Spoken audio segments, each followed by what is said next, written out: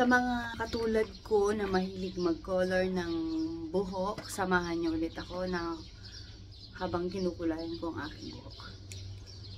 Nag-ano na kasi siya, nag-brown na kasi siya. Dati kasi ano yan, dark ash green yan. Pero after ilang months, pang 6 months na to, na ganyan na ang kulay niya. So, pwede ko na ulit siya kulayan. Gagamitin kong pangkulay is ito. Usually, itong brand na to ang ginagamit ko. Colorful na brand. Simulan na nga natin na magkulay. Kung kayo magkulay pala, make sure na nag-skin test kayo. Kumbaga, i-test nyo muna dito kung para makita kung may allergy kayo or hindi. For example, nangangati, ganyan. Huwag nyo na pong ituloy magkulay.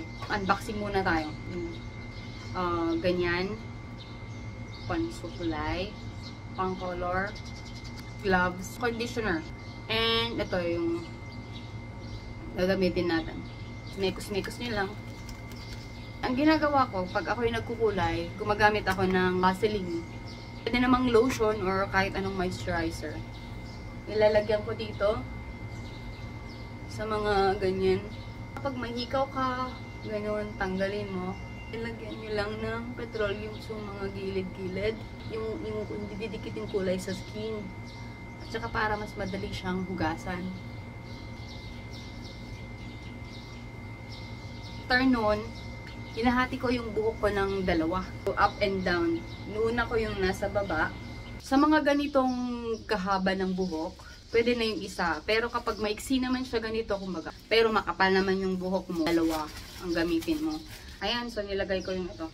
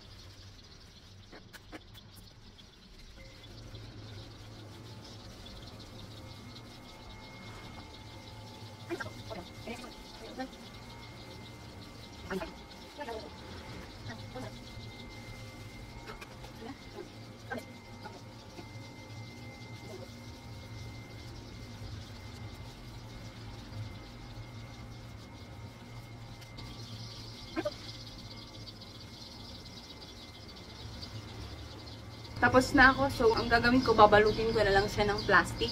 So, after 45 minutes, babanlawan na natin siya.